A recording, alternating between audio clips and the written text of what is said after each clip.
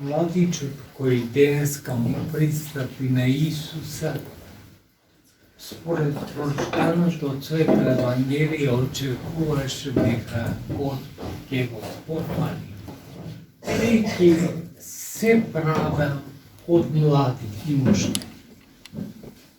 А Господ му вели, ако сакаш да бидеш совршен, приказната не ти е завршена. Значи, за да се спасиш, доволно и то што си го правил. Си ги исполнил сите заповеди Божи, ама сакаш да бидеш совршен. Тогаш уште нешто треба да се предодаде. Тоа е надпреварот кој ние христијаните треба да го имаме. Да сакаме да бидеме совршени.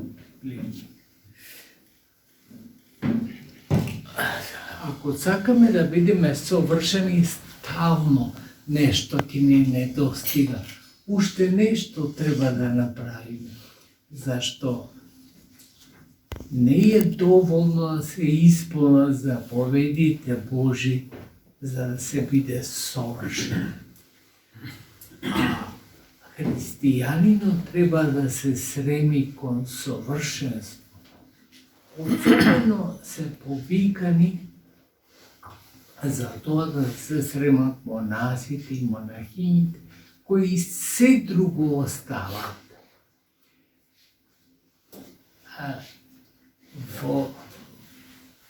Пред многу години, некаде во 4. век, оваа евангелска перикопа ја слушал Свети Антони, кој сега го славиме во вторник. И тој, бидејќи ако сакаш да бидеш совршен, продај го имот свој, радај го на сиромаси, го сватил сосем буквално како што и треба да се раде.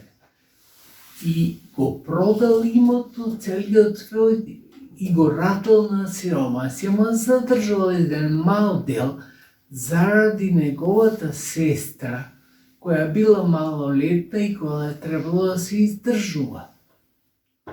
Отишол другата недела во црква и слушнал друга перикопа од Евангелието. Не грижете се која вели за тоа што ќе јадете и што ќе пиете. И тогаш Свети Антони го ратал и она и дел што го зачувал за неговата малолетна сестра и потполно се предал на Божите зборови.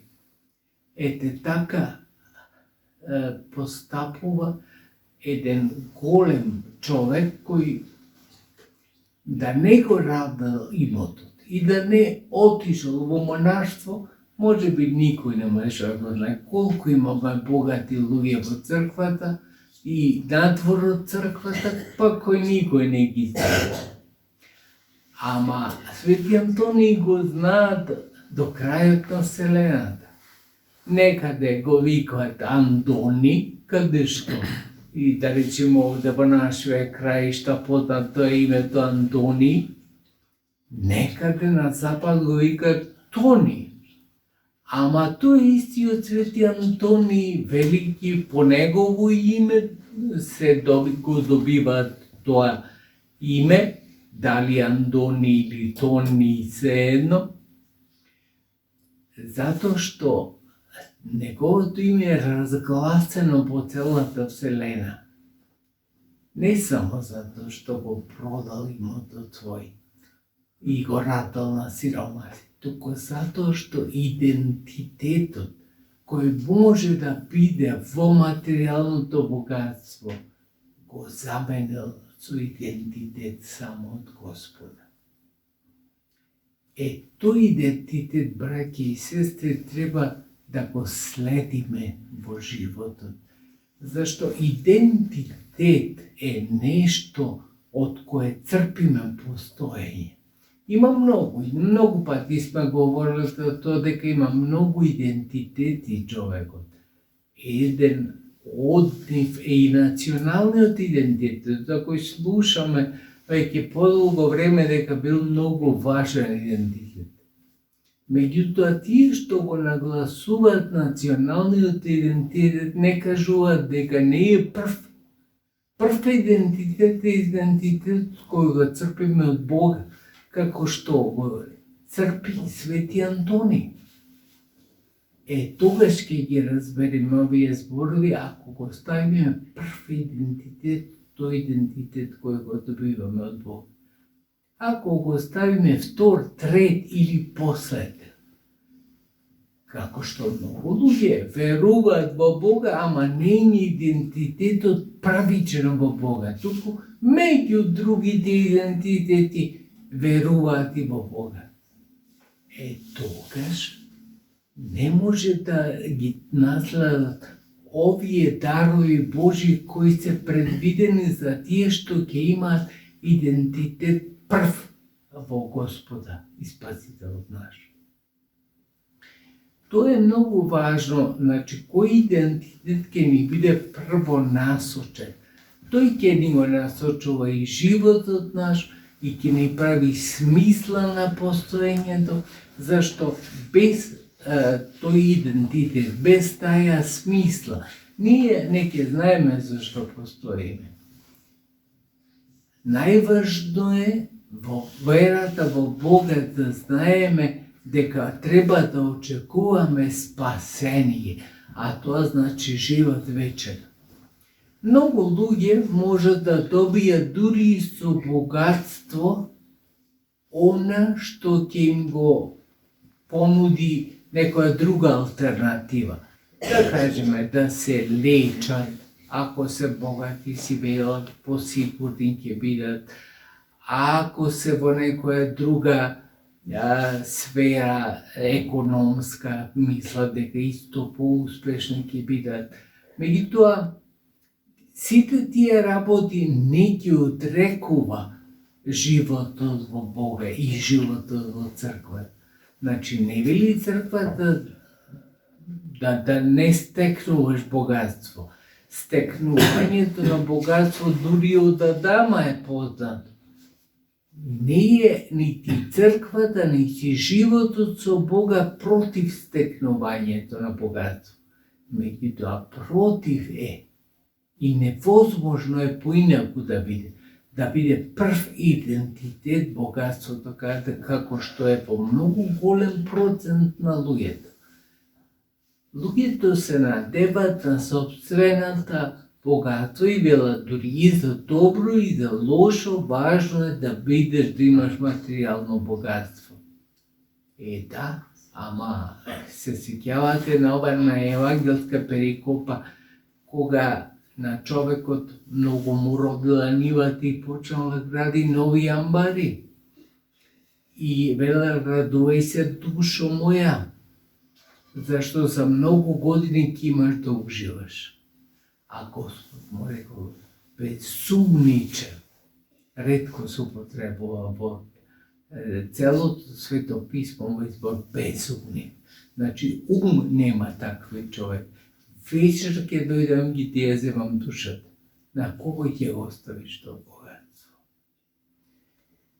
Тоа е оно што треба да го разбереме во живот, браќи и сестри. Да не бидеме како е безумни. Туку надежта наша да не ја полагаме во материјалните средства. Добри се материјалните средства, не ги отрекуваме ни материјалните средства. Меѓутоа не се најважни. Ако човек ги направи најважни тие да бидат во живот, односно целиот идентитет, ако го црпи од нив, тогаш нема да остане ништо за идентитетот да го црпи од Господа. Сака да биде совршен, поинаку без совршеноста може да се замисли иднината. Што ќе правиме ние во иднината ако не сме совршени? Значи, ако не ги совладуваме сите работи што ни се нудат. Милиарди се тие работи кои се нудат. Некој ќе каже, што ги правиме во вечноста досадно, ќе ви досадно, ќе ме обиде на тој што нема идентитет во Господа. Тој што има идентитет во материјалните стvari ќе се збогати. Еднаш ќе направи 100 милиарди, како што направиле неколку луѓе во светот, и после што ќе прави? Ама зошто тие се 100 милиарди кои не можат да се потрошат дури во една вечер? Ама безумството на човекот оди до таму да тоа што е неважно му стане првозначајно. Ево таква ситуација. За таквиот човек важи зборот безумник. За него важи безсмислата која тој и побожен да е дури, и да си верува во Бог, како што има многу луѓе, си верувам јас во Бог, ама идентитетот не му е во Бога. Идентитетот му е во нешто друго, а најчесто во материјалното богатство. Затоа му вели Господ на овој млад човек, ако сакаш да бидеш совршен, распродај се, раздај го на сиромаси, односно радај го кај сакаш, ако не мислиш, благочестиво и благоугодно е да го дадеш на сиромаси, ама ако не икиш, дај го породнини богатството. Важно е да не се врзиш за богатството. Ако се врзиш за богатството, тоа си ги загубил и сегашноста и иднината. И се друго да правиш. Овој млад човек, кој е за кого денес читавме од Светото Евангелие, се друго имаше исполнето. И веруваше во Бога, и не прелюбодејствуваше, не крадеше, не лажеше, и тоа од младим. Ама не е тоа доволно. Господу му каже, ако сакаш да бидеш совршен, не е доволно. Значи, кој е смислата за нас христијаните? Да сакаме ништо да не бидеме совршени. Само совршеност да ги вопотполнува сите потреби на човека. Ако е совршен човек, тогаш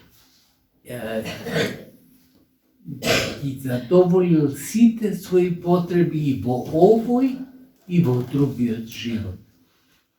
Нормално совршеноста е процес. Таа не може одма да настане. Таа настанува со долготраен подвиг и во текот на времето. Не може да стане. Се друго може да се збогати човек преку ноќ, ама совршен да стане преку ноќ, тоа е невозможно. Никој, ниту најголемиот светител во црквата не постанал совршен преку ноќ. Со многу труд, со многу пот, со многу одрекување се постанува совршен. Ако ни е смислата тоа, тогаш треба да си ги замениме од ончињата што вели народната поговорка. Односно, идентитетот да го поставиме во Господа, а во ништо друго. Многу идентитети, пак ќе нагласам, имаме ние луѓето многу. Не е тоа само еден идентитет. Ама во тие многу идентитети, еден е само најважен.